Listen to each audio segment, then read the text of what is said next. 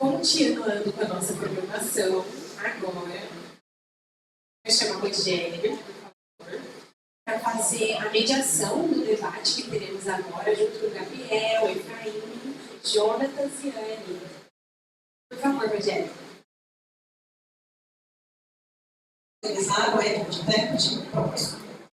Então, vocês estão assistindo todos felizes, claro, né?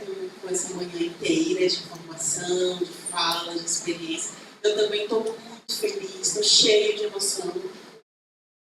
Esse momento eu queria aproveitar também para te sugar um pouquinho de vocês, tá? Porque eu sei que nós vamos nos encontrar em outros momentos, mas essa oportunidade aqui de conversar, uma conversa mais séria. Lá fora não, lá fora vai ser mais bate-papo, diversão, aqui é mais sério.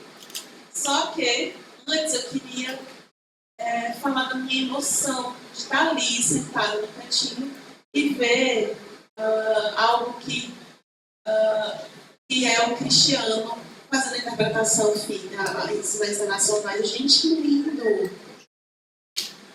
É como se, não sei, eu fiquei chocada mesmo. Porque essa interpretação do Gabriel é como um tiro aqui de câmera. E o Gabriel e o Cristiano acompanhou esse tiro. Ele foi junto, gente. Poxa vida, verdade. Eu fiquei impressionada. Parabéns, viu? E eu estou muito orgulhosa aqui de Pernambuco, gente. Porque o Cristiano é daqui.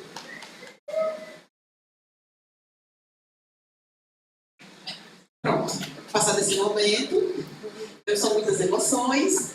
Agora, a gente começa então esse debate voltado para o tema que o Gabriel apresentou, né? Voltando para a fala dele, a gente falou de produção de músicas. E aí eu sei que a maioria dos ouvintes estão aqui, acha esse tema importante, é uma reflexão para eles, porque a Anne já falou sobre a cultura, sobre artes, essa evolução da arte. E aí o Gabriel trouxe essa visão, a perspectiva dele como consumo. Assim, a gente fica muito querendo saber, porque o pessoal que está aqui vai querer fazer perguntas, claro. Eu prometo ser rápido aqui também, porque eu sou mediana essa conversa, eles que vão se delongar na sala de deles. Mas eu quero saber, as pessoas que estão aqui, como é que, quando olham para o Brasil, assim, a área de tradução de músicas, como que se sente? Gabriel, por exemplo, você mostrou que tem trabalhos feitos em outros países, nos Estados Unidos, de um surdo, que é artista, que é cantor, que ele também trabalha com a vocalidade, né? Ele trabalha com a língua de sinais, mas se ele com a vocalidade também. Porque no Brasil a gente olha, né, para esse país, a gente não quer aqui copiar ninguém. Claro, porque lá nos Estados Unidos é outra história, tem outro contexto, a colonização se deu de forma diferente. Né? A língua oral lá é a língua inglesa, aqui a gente está falando do Brasil, que aí foi colonizado pelos portugueses, é uma outra história. Mas para a tradição brasileira, porque a gente teve agora a pandemia do Covid, que mudou totalmente esse cenário.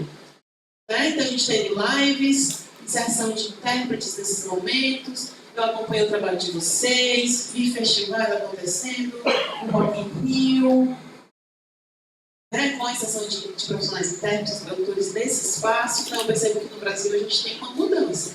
Então eu queria, a minha pergunta, na verdade, é para cada um de vocês falarem da perspectiva de vocês. Quem vai começar? Posso começar? Tá, vou começar. Pode. Então, acho que a pergunta é muito boa. Eu acho que eu sempre busco fazer essa reflexão sobre isso, de verdade. Eu acho que a área da língua de sinais, o que mais me apaixona é a música, porque a minha história está muito relacionada a isso, falando a verdade. E para falar a verdade, eu comecei justamente com aquelas meninas brancas, aquela posiçãozinha, explorar de igreja, Deus é amor e por aí vai. Eu acho que foi ali que eu comecei a me aproximar, me encantar por essa área. Claro que dentro de mim já tinha aquela veia artística, claro. Mas eu comecei a buscar, não nessa cena, nesse momento. Essa cena não surge aí, não sei que sinal usaria para isso. Eu acho que entrar em cena, da busca mesmo, a partir do meu contexto religioso nesse primeiro momento, E a Libras, ela me atraiu a partir da música mesmo. Então, eu entro nesse cenário e eu pensava que era maravilhoso, pensava que Deus, nesse momento, mas, desculpa, não é bem assim. O feedback dos surdos foi que me mostraram que não era bem daquela forma, que ele não tinha qualidade. Então, eu comecei a entender e pensar sobre isso no meu processo e comecei a estudar a área artística mesmo e perceber que, de fato, eu, Efraim, sobre a minha perspectiva, eu percebo que hoje, claro, hoje diminuiu bastante, mas lá atrás, se a gente pensar, parece que os cursos básicos de língua de sinais, eles é que estimulavam para que as pessoas não fossem fluentes, no caso, dizendo que você já pode fazer uma música. Então, por exemplo, hoje, no meu Instagram, então, tem alguns bate-papos, alguns directs que eu recebo, dizendo, Efraim, ó, tudo bem? Eu estou estudando o curso básico de língua de sinais, e meu professor me pediu para que eu traduzisse uma música. Você pode me ajudar? Gente, como assim? Como assim? Básico. Deixa eu perguntar para vocês. O básico vai, por exemplo, traduzir um artigo científico? O básico vai traduzir, por exemplo, o contexto médico, de saúde? Vai fazer isso? Não, faz música porque é lindo, porque é maravilhoso, só por isso. Então, acho que para começo de conversa, o contexto é esse. Foi aí que eu fui percebendo e entendendo que eu precisava estudar a tradução de música de forma muito aprofundada, desbravar esse mundo, detalhar mesmo, porque tem muitos detalhes. Eu acho que nós já estamos crescendo essa esfera, estudando mesmo a esfera musical, então precisa ter a participação da pessoa surda, não somente da pessoa ouvinte e sinalizante. Acho que os surdos também gostam dessa área, como o Gabriel, por exemplo, colocou, que gosta bastante e que faz. Então, trazer essas pessoas, mobilizar, fazer essa mistura, esse movimento mesmo na esfera e fazer com que isso cresça. Por isso é que nós tivemos não apenas a pandemia, mas, claro, as lives vieram com esse contexto de pandemia, essa visibilidade. Nós temos aqui uma mulher super especial para a gente, a Gessilma. A Gessilma, digamos assim, foi a primeira intérprete que participou desse contexto de lives na pandemia, junto com a Maria Mendonça. E a Maria Mendonça fez o contrato dessa equipe e começou, então, a partir daí. Então, eu tenho uma teoria sobre isso, que é a seguinte. Anteriormente, claro, nós tínhamos intérpretes de diferentes esferas, como shows, por exemplo, no palco. Então, o cantor estava fazendo a performance e o intérprete estava lá. E outros profissionais, cantores, por exemplo, que estavam por trás, não viam a presença do intérprete. E aí, na pandemia, houve uma inversão de papéis. A gente foi para a TV e a interpretação aconteceu de frente. Então, os cantores começaram a ver o que aquilo que estava acontecendo, começaram a perceber, inclusive os técnicos. Então, eu também quero ter isso. Houve esse sentimento de querer. E isso fez com que ampliasse, não de forma maravilhosa, claro, ainda falta, não é bem assim.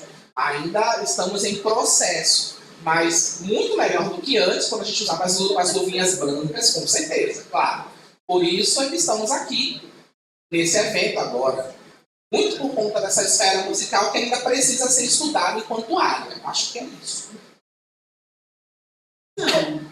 Falar sobre música, hoje em dia, a gente não tem, né, o ideal, óbvio, mas melhorou muita coisa, mas se a gente olhar para trás, a gente vê que muitos surdos não tinham esse espaço. Nas lives, quando eu fui chamada para interpretar com equipes mistas, ter um surdo dessa live foi desafiador para mim, porque eu, como primeiro surdo, pensar na tradução, porque interpretação é uma coisa, mas tradução é outra. Não dá para você na interpretação parar, ai não, peraí, eu não entendi, deixa eu fazer direito. Não tem, você pode estudar, claro. Mas eu vejo hoje que muitos estão nesses espaços. Isso para mim foi uma vantagem muito grande. Só que por outro lado, o que a gente tem de ruim, né, o Efraim falou sobre isso, é sobre pessoas que não são fluentes e acham que eu quero fama, eu quero aparecer, eu quero likes e eu vou lá para aparecer. E nós surdos não apoiamos isso, nós surdos queremos a acessibilidade, queremos que as pessoas sejam compreensíveis para a gente, esse espaço seja compreensível. Não tenho consciência. É legal ver a sinalização, mas veja o que tem de trás disso. É legal ver Libras, mas cadê a qualidade? É muito ruim. Não tenho consciência. Quando você vai falar em português, né, se você não tem um trabalho muito bem feito para fazer a interpretação direta, as pessoas vão falar, não vão gostar. Você se preocupa com isso, mesmo não em Libras. Então, em eventos, a realidade, o que me incomoda, desculpa, eu não estou falando mal, tá? Mas o que me incomoda é ter 3 ouvintes e um surdo. Isso me incomoda muito. Por que não? Igual, 2 surdos e 2 ouvintes. Porque agora os surdos estão entrando nesse espaço aos poucos, devagarinho. Né? As mulheres também, tem mulheres nesse espaço, então isso está chegando devagarinho. Bom, a gente tem que estimular. Eu quero muito que a gente consiga chegar nesse lugar igualitário. Mas eu sei que é o começo. A gente tem que estimular, temos que ser agentes motivacionais aqui, chamar homens, mulheres, surdos, ouvintes, não binários, trans, enfim. Então, eu, como surda, eu me sinto uma minoria nessa relação de 3 ouvintes e um surdo. Então, como é que eu vou interagir com a maioria assim? Então, eu espero que futuramente, quando a gente tratar de música, a gente comece a pensar essas músicas da perspectiva da Libras e trazer surdos para esse espaço. É isso.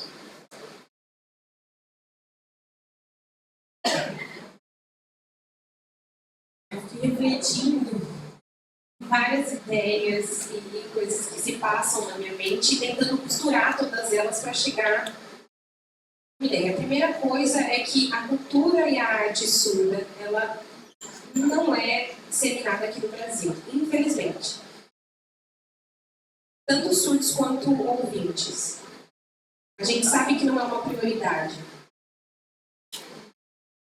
Quantas pessoas ouvintes, por exemplo, elas vão a espaços de culturas que nós temos? Porque é muito caro também, né? Exatamente, é caro, é longe. Muitas vezes não é algo que é do interesse da pessoa. Por exemplo, às vezes fala sobre a arte europeia, isso não combina comigo, não faz sentido para mim. Então, nós vemos que à medida que o tempo passa, isso tem mudado. A cultura tem mudado. Os espaços culturais também. Existe uma diversidade e isso está fazendo a gente acessar cada vez mais esses espaços. E a mesma coisa acontece com os surdos. Por exemplo, um exemplo simples que eu estava pensando. O Itaú Cultural, lá em São Paulo. O Centro Itaú Cultural. O primeiro surdo que trabalhou lá foi o Léo Castilho. Desculpa. É Digo? Todo mundo conhece ele, não é verdade? Bom, ele começou a trabalhar lá já faz 9 anos. Desse tempo para cá, ele tem brigado muito, ele tem lutado para conseguir que se tenha a disseminação da língua de sinais em todos os espaços do Itaú Cultural. Ele fez contrato nas questões de palestra, teatro, todos os espaços em que existe a cultura, que se tenha a língua de sinais. Mas ele já está há 9 anos nessa luta, um passo de cada vez. Isso significa, então, que se o surdo ele entra dentro desse espaço e ele consegue realmente fazer com que haja essa mudança. Ele tem essa influência positiva, ele consegue mediar esses espaços e aí causar essa melhora, essa evolução. É lógico que não é um trabalho apenas de um surdo, não é simples assim, é um trabalho em equipe, a comunidade precisa estar junto. Uma terceira reflexão que eu penso muito é quando a gente pensa em arte. Muitas vezes as pessoas acham que a arte é apenas uma bobagem. É legal, é interessante, é bonitinho. Algo simples. Algo simples. Mas eu preciso pensar além disso. Para que eu vou quebrar a cabeça? Também não é uma prioridade. Então a gente precisa pensar quando a gente pensa, por exemplo, intérprete na escola, na área médica, na área científica. Em vários espaços eu preciso. Será que o surdo realmente precisa acessar a arte? Então eu preciso estar dentro, eu preciso sim estar por detrás, mediando. A arte tem todo um contexto por detrás, todo um trabalho, uma trajetória, um conceito ideológico, uma política que existe por detrás dela que a gente precisa disseminar. E, infelizmente, isso ainda não está claro para as pessoas em sociedade. Isso é muito triste. Então, eu fico imaginando essas 3 questões, mas a principal é que aqui no Brasil a arte não é prioridade. Segundo, que os surdos eles precisam estar dentro desses espaços para que se haja essa construção, e infelizmente isso ainda falta. É uma construção, tem sido, né, gradativa. E também, eu não quero me demorar, mas esses 3 pontos. Só complementando, porque a gente está falando sobre esse assunto, eu fico imaginando, né, há 10 anos atrás, como não era esse contexto. Se, por exemplo, num evento como este que estamos tendo aqui, não teríamos Gabriel. Imaginem. Vocês entenderam? Vamos comparar, então. Porque há 10 anos atrás, a gente realmente, ouvinte, nós podemos assumir que os surdos não eram convidados para estar nesse espaço, né? Porque era um evento para intérpretes. Então, por que convidar os surdos? Há 10 anos atrás era assim. Não tinha essa segregação, essa separação. Então, não está comigo como é hoje. Então, estamos buscando essa isonomia. O Gabriel é gratuito também. É surda. Vocês falaram muito, realmente eu estou muito satisfeito com o que vocês trouxeram. Então, um tecido que a gente vai costurando as ideias. Então, aqui no Brasil, esse processo de decolonialidade é um processo que está realmente transformando muito esses contextos. Não é um processo rápido, é um processo lento, demorado. E também nos lembra que essa questão o que veio antes, a questão da religião, né, que era colocada de um jeito, né, daquele jeito da religião. Parece que essa questão estética faltava, essa questão era tudo influenciado pela religião, tudo era provindo da religião. Então, não era uma questão ética, não tinha essa visão que a gente tem hoje, moral. Então, a gente adentra no mundo artístico, a gente traz toda essa bagagem com a gente, né? E isso influencia a nossa sinalização e traz esses efeitos que a gente vê. E ele foi se transformando, né? Foi decolonializando esse processo, né? A roupa, né? Fica mais a possibilidade de bermuda, sinalizando aqui as expressões que a gente pode falar, o espaço que a gente vai, de sinalização também. Antes a gente ficava lá, naquele espacinho, naquela casinha, numa caixinha, agora a gente começa a aparecer, né? Isso é decolonialidade. Então, o intérprete, antigamente religioso, realmente muitos saíram desse mundo religioso, desviaram da religião, né? Foram para muitos outros espaços. Então, quem era religioso aqui? Leva para mim. Então, realmente, a gente observa muito isso. Eles saíram dessa caixinha, dessas regras que tinha na religião. Então, a religião não é um modelo a ser seguido dentro das artes. Não existe esse modelo religioso. Então, existem muitos outros gêneros para trabalhar estéticos, né? Outras formas, outras maneiras de a gente se representar corporalmente, né? A gente era muito tolhido na religião. Então, não é um modelo a gente ser seguido na arte. Então, a arte realmente é uma flor que está pulsando ali, está nascendo, né? E ela vai se estendendo, ela vai se desenvolvendo. Isso é a decolonialidade, o efeito da decolonialidade na arte, essa evolução. Então, e a consequência dessa decolonialidade é o quê? A gente vai tomando consciência, né? Que esse domínio ouvinte está acabando. Ainda existe ainda um pouco desse domínio ouvinte, dessa influência no ouvinte, como eu falava aqui, vocês falaram aqui. Eu estou tentando trazer uma contribuição agora aqui. Realmente está se soltando agora, está se modificando esse contexto. É um processo onde o surdo Muita gente sai da tela e entra em outro ambiente. Né? Isso é o processo da decolonialidade com estética. A decolonialidade do corpo também. A gente sabe que nosso corpo, né, o tradutor intérprete, é muito aberto, a gente tem muito exposto. Então a gente tem que realmente seguir aquelas regrinhas, aquela caixinha. Parece que a arte não consegue sair, não consegue florescer a arte de fato. Então, parece que a estética pertence a outro corpo. Então, a gente foi trazendo essas modificações e vai libertando, né? Abrindo mão desse domínio que existe hoje do ouvinte.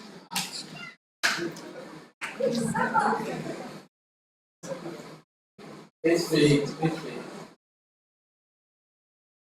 Eu penso que também, acho que o Jonas trouxe isso. Nossa, porque é uma coisa tão simples, parece, que traz uma reflexão para a gente ser talvez um pouco culpado até, né? Porque enquanto intérpretes, enquanto estar nesse lugar, que nós temos, por exemplo, a maioria de preto, que você já deve observar, por exemplo, estamos aqui, mas, pois é, você também, ó.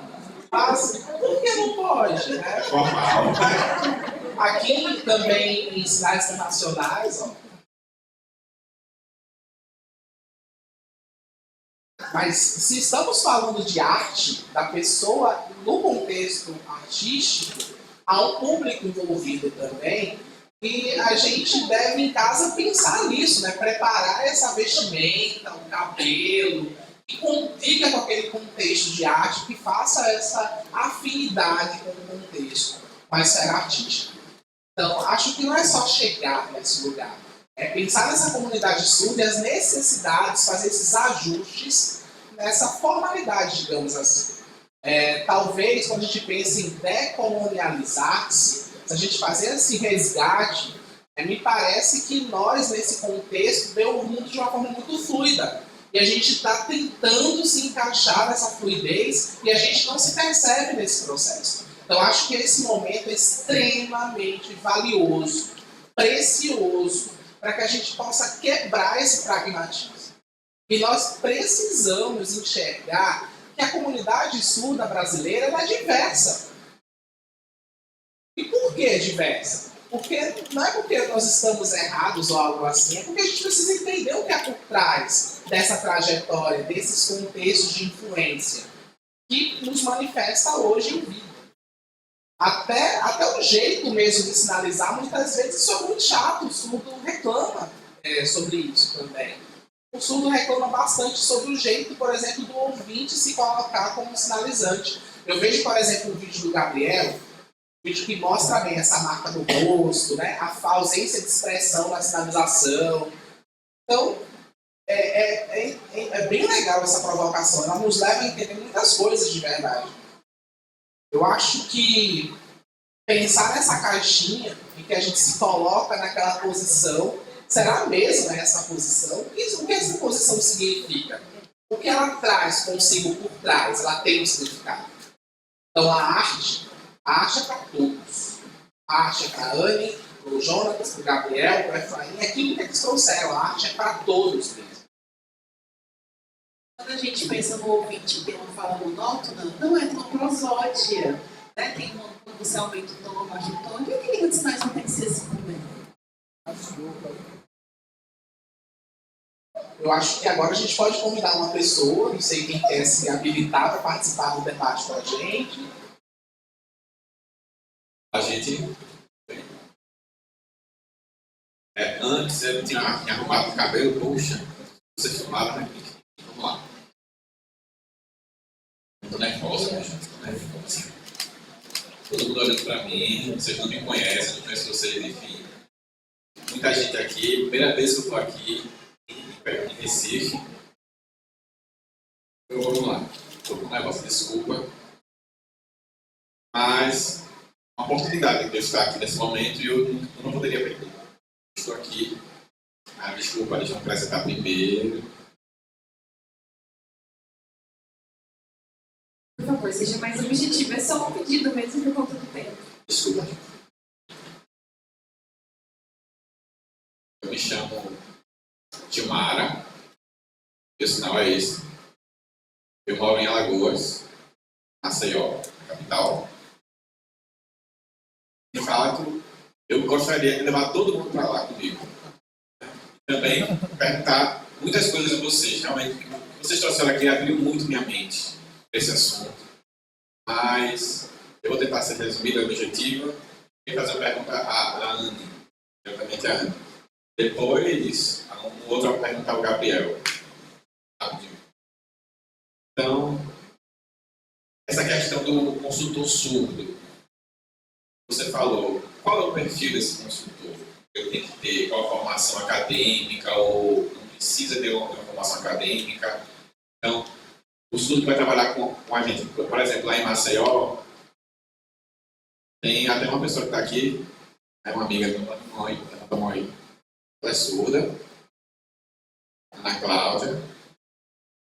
Ela é formada na administração, em letras libras, tem uma pós-libras, mas ela tem um perfil artístico, né? Ela já atuou em shows comigo no mês de junho passado. Alguns intérpretes falam, puxa, não é necessário isso, não concordo com o surdo ali naquela posição. Então é o sinal dela, esse é o sinal dela, Ana. Então, não concordo com a Ana ali. Então, tem muitos comentários nesse sentido, de vários intérpretes. E mesmo assim, a gente não desiste, a gente trabalha com ela sempre, chama ela para os trabalhos, ela vai fazendo alguns ajustes. Como é que a gente vai fazer essa filmagem, né, dessa gravação. Né? Eu sou casado com um surdo também, e ele me traz algumas orientações. Olha, faça isso não, lá você vai agora nesse ponto, nesse outro ponto. Então, o perfil de consultor surdo é importante. Eu queria perguntar sobre esse perfil. Isso. E para o Gabriel, você falou, né, que realmente sempre deveria ter uma paridade mais de um surdo nesses momentos de consulta. Realmente, às vezes é complicado trazer um surdo só. Porque tem, por exemplo, tem os intérpretes, a comunidade de intérpretes, que eu vou me desculpar em falar dessa forma, mas eles não concordam com um surdo atuando na equipe. Tem que ter, realmente deveria ter 2, 3, 4 surdos, né? Junto com a gente, né, nesse momento de alinhamento. Né? Há 22 anos que eu atuo, realmente tem que ter o surdo. Né? Eu sou casada com surdo, há 22 anos que eu sou casada com surdo. E esse contato é importante. E o perfil do intérprete também, a maioria dos intérpretes não concorda com a atuação do surdo, a situação, e é um sofrimento para a gente, mas a gente continua lutando, chamando os surdos para estarem conosco, né? Você realmente é uma referência. Eu lembro de umas lives que eu assisti que você estava falando, né?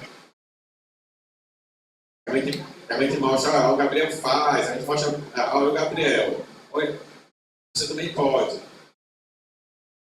E na live a maioria dos intérpretes, poxa, um surdo intérprete, uma live, realmente, e começam a atacar a gente por conta disso. E a gente não desiste, realmente é uma dificuldade. Então, como é que a gente pode conseguir realmente resistir, né, nessa luta, né, nesse trabalho como intérprete? Contra esses ataques, como é que pode se defender desses ataques? Porque o surdo, por exemplo, ele tem a formação de tradutor e intérprete, ou às vezes não tem essa formação ainda, mas ele tem um perfil adequado para aquele trabalho. Então, como a gente pode fazer essa resistência? Me ajuda, desculpa por ter me alongado bastante. Só para a gente poder entender, a sua primeira pergunta foi qual? Sobre o perfil do consultor surdo. Então, eu vou ajudar ela. Primeira coisa, ela perguntou sobre a questão do consultor surdo. Qual seria o perfil dessa pessoa? E segundo, foi sobre como que a gente pode vencer essa barreira, lutar para incluir o surdo como intérprete dentro das lives, enfim, de diferentes contextos. Por favor, próximo. Mariane Bernardo. Primeiramente, bom dia. Bom dia, vou ser breve, mas a pergunta é boa também. Eu preciso me pronunciar, porque na verdade tem a ver com o que vocês já disseram, vocês já responderam algumas dessas perguntas, inclusive. O assunto que eu quero trazer é sobre o privilégio ouvinte. O Gabriel falou sobre isso, falou sobre esse equipe. Eu estou com 3 ouvintes, eu sou, desculpa se vocês são ouvintes, mas vocês sabem o que eu quero dizer, né? Eu amo vocês, mas eu sou sócia da Disney, tá? Eu gosto de falar, mas me incomoda muito ter um grupo de um surdo minoritário com vários ouvintes. Eu sei que é difícil, não é difícil, gente. Vocês sabem, a Marisa me conhece, eu sempre reclamar. Mas eu amo a associação, sei que aqui em Pernambuco tem um histórico de anos de tentativa mesmo de criar uma associação de intérpretes, não deu certo, não tinha dado certo. Porque precisa que os surdos estejam nessa luta para criar uma associação, gente. Se a Mirella não estivéssemos aqui, vocês estariam acontecendo essa associação? Ninguém sabe. Então, não esqueçam dos surdos, por favor. Pensem, eu sei, claro, que a maioria é ouvinte, intérpretes ouvintes, eu sei disso. Mas precisa pensar que se os surdos não existissem, como eles disseram antes, se os surdos não existissem, não teria língua de sinais, não teria trabalho de você, não teria nada. Então, a minha pergunta é, como a gente pode pensar, sobre a digitalização, como pensar no privilégio de ouvintes nesse contexto? Pensar em estratégias de formação para surdos, ofertados para surdos, também pensar na conscientização ética, política desse grupo, porque eu percebo que a maioria dos ouvintes, quando a gente fala de ética, pensa que a ética é só sobre o sigilo, ser confidencial. Não é, gente. Ética ela é muito ampla. Ética ela traz sobre, o Gabriel falou sobre o Death Note. Você sabe o que significa? Ele mostrou aí. Pade, um dos autores, o autor desse conceito, ele é conhecido por todos. Quem conhece esse termo, Death Note? Muito pouco. Tá vendo? Porque falta conhecimento sobre isso de ouvintes, mas também de surdos.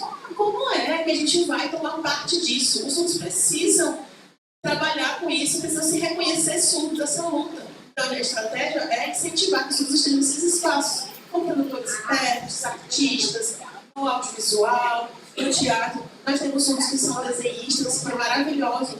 A Kilma, que é maravilhosa. Como incentivar esse público? Vamos pensar sobre isso, tá? Desculpa, mas eu tenho direito a reclamar, inclusive. Prometo que eu vou ser bem breve. Esse é meu sinal identificador, eu me chamo Bernardo, eu também sou recifense, e a minha pergunta é diretamente para o Gabriel Isaac. Rapidinho. Sobre o surdo tradutor e os desafios que ele enfrentou, aliás, no momento da pandemia, no momento das apresentações em live, essa trajetória de tradução durante, por exemplo, a interpretação a partir da estrutura sintática das línguas. A gente vê realmente muitas traduções, mas como se dá esse desafio que você tem nesse processo de lidar com as letras e expansões, de estabelecer isso na esfera artística a partir da sua experiência? É isso. Quer responder primeiro?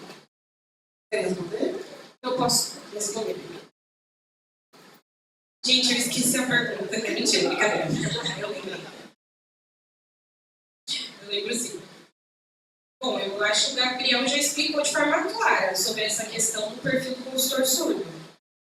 Por exemplo, eu trabalho com um consultor surdo que às vezes tem uma formação acadêmica ou artística, e aí ele gosta de atuar em diferentes áreas, ou às vezes ele só tem afinidade.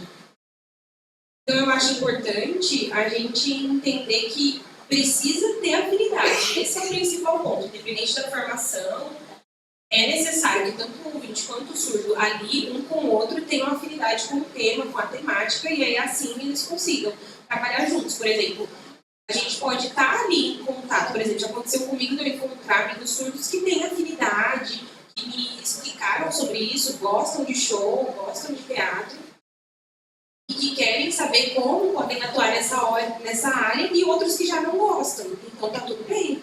A gente tem que procurar perfis. Se não dá, não tem problema. Cada um tem seu perfil, e aí vai adentrar nessa área. Então, a área de consultoria de pessoas surdas, o perfil do surdo, eu posso, por exemplo, trabalhar na área jurídica sem consultor? Não, né, gente? Porque não é meu perfil. Essa área jurídica tem outras pessoas que têm conhecimento, que têm conceito de tecnologia específica, então vai trabalhar de consultor nessa área, mas não é o meu perfil. Eu participo de festivais, eu sou artista, então nesse lugar eu posso trabalhar como consultor porque eu sou dessa área. Então, esse lugar de fala, a gente tem que ter muito cuidado porque é uma luta diária, ela não pode parar.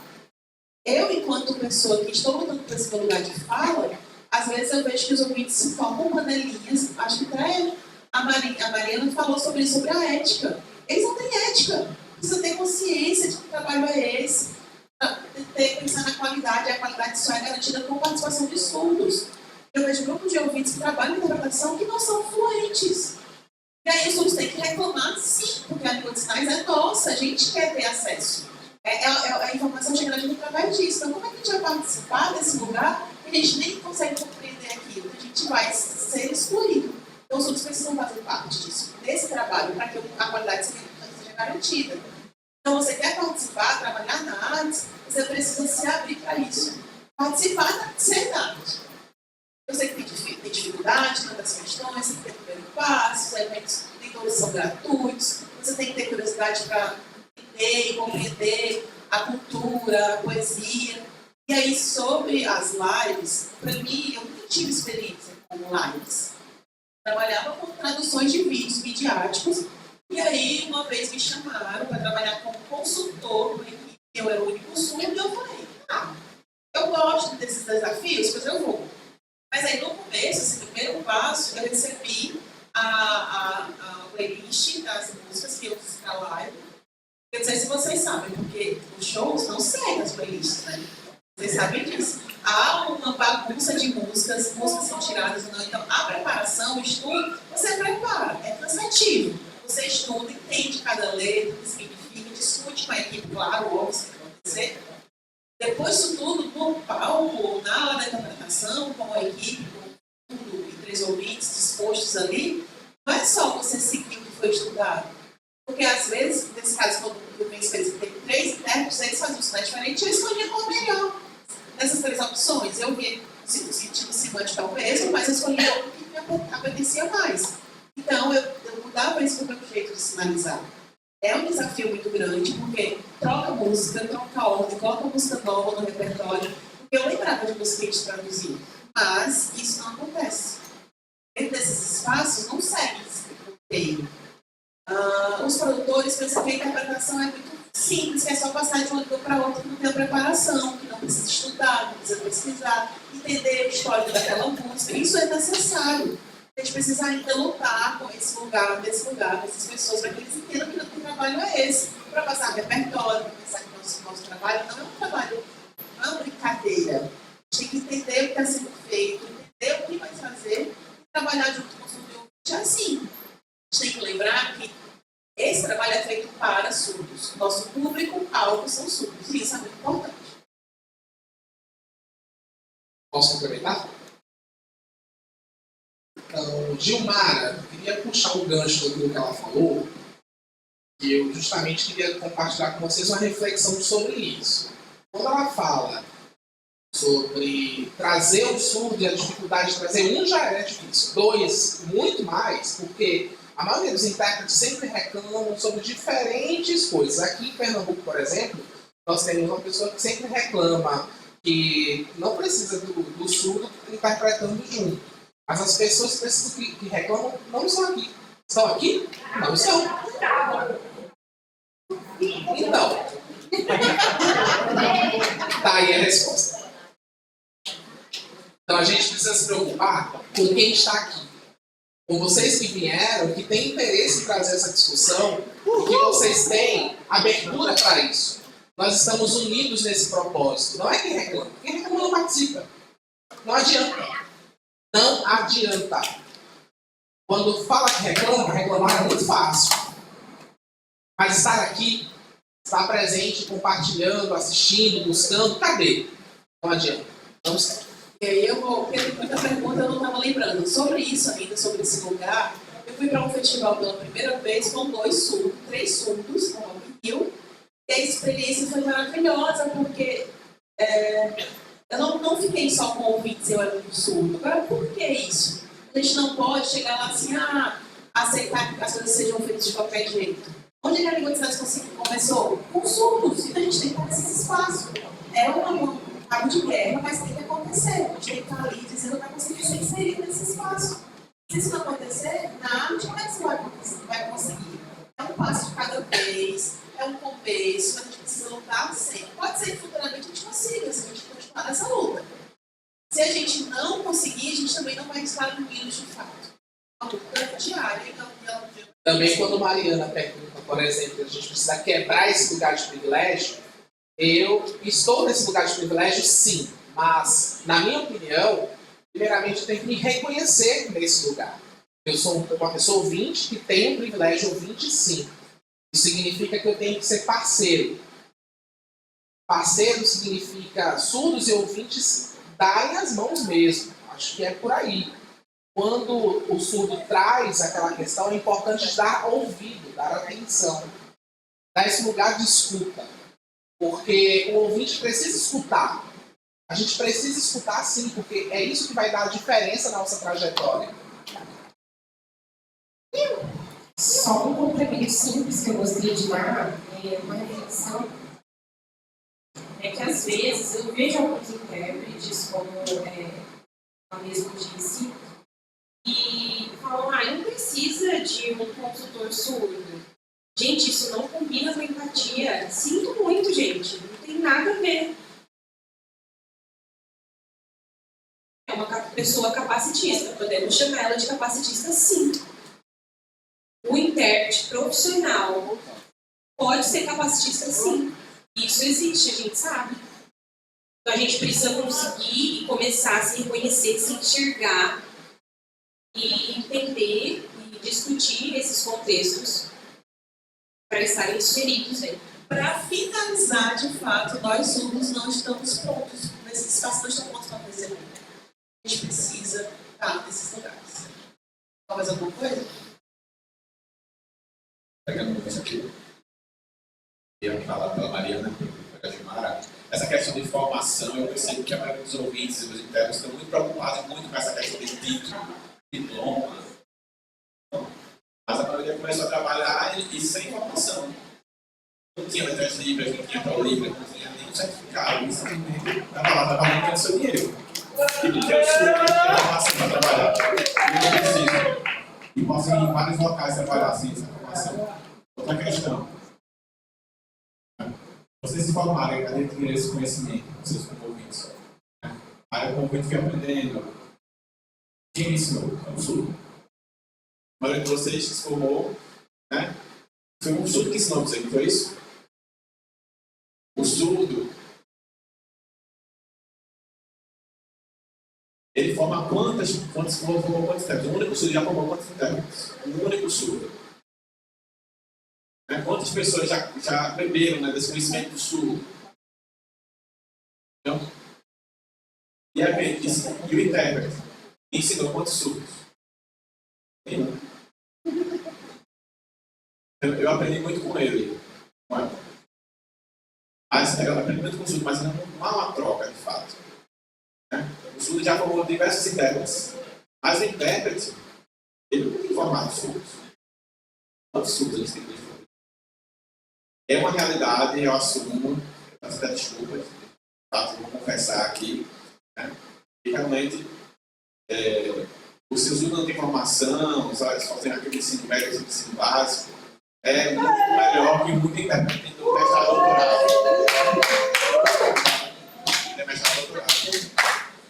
Essa questão visual, né? as expressões, melhor que muito ouvinte, então não dá nem para comparar. Você vê um surdo ouvinte, você sabe comparar, sinalizando, desculpa, o surdo é 1000 vezes melhor. Né? A gente tem muitas falhas, é muito rígido ainda, é muito robotizado, inclusive, a nossa sinalização, mas comparar com o surdo, né? Nessa questão de nível, né? Vocês conhecem esse sinal, né? Então, o surdo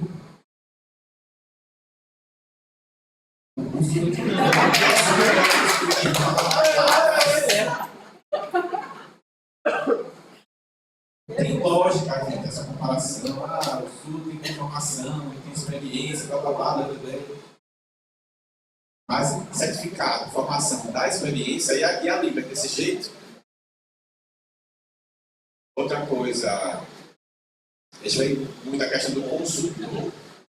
Essa palavra consultor, mas eu não concordo muito com esse tipo de consultor. Então, na área de tradução, por exemplo, inglês, espanhol, existe um consultor tradutor? Existe. Em outras línguas existem consultores? Não, são tradutores juntos. São co-tradutores. Eles trabalham em parceria, simples assim. Então, o que está por trás desse termo, consultor? Uma diminuição, o privilégio ouvinte atuando ali. E o seu vendo menos o ouvinte nesse processo. O ouvinte trabalha, aparece mais do que o surdo, ganha mais do que o surdo, né?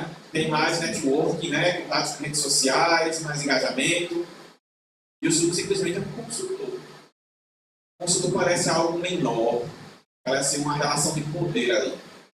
Poder desigual. Né? Então, ele é um co-tradutor, de fato. Ele trabalha junto, ele tem que aparecer também junto com o intérprete. Ele vai estudar o roteiro, vai estudar o material, vai trazer ideias, vai trocar ali com o intérprete. Né? Ou não, ao contrário, o ouvinte pode estar lá, mas o surdo está lá, aparecendo. Então, eu tenho que ter essa troca, sempre. Essa interpretação feed, como é que você faz aí? Isso, esse sinal de. Esse sinal de feed, interpretação feed.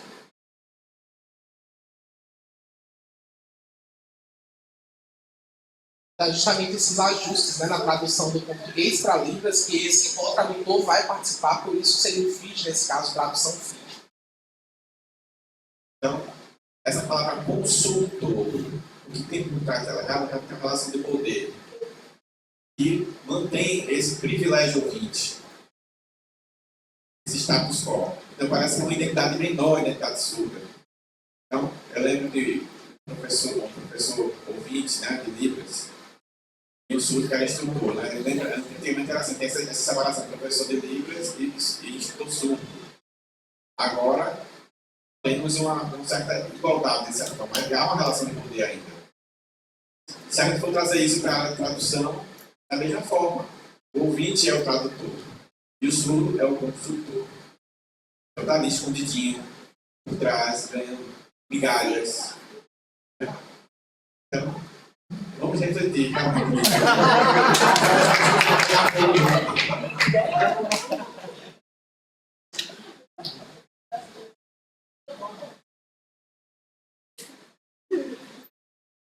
Que delícia esse papo, né, pessoal?